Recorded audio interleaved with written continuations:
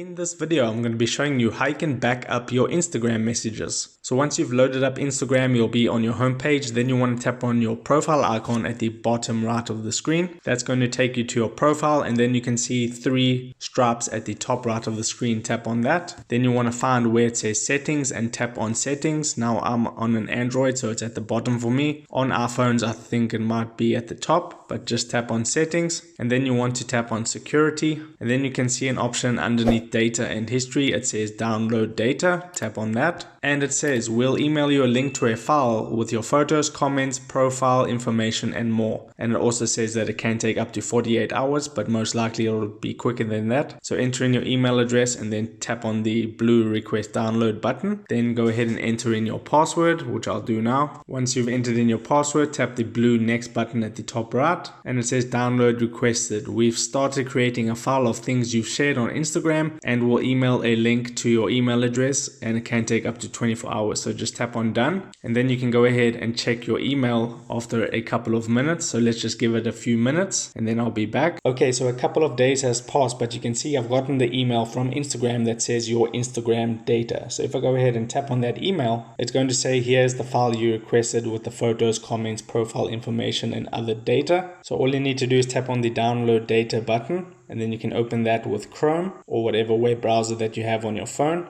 And then it'll take you to this page, and then you simply need to enter in your username and your password, tap on login. And then once you're logged in, it says your Instagram data, and then you can go ahead and tap on the download data button from this page. And then you can say choose when to download. I'll just choose to download it right now. So tap on download, and now you can see the file is downloading. And now the file has successfully downloaded. So I can tap on the open button there at the bottom, and you can see this is the file with all my Instagram data. So that is how you download your Instagram data in 2021.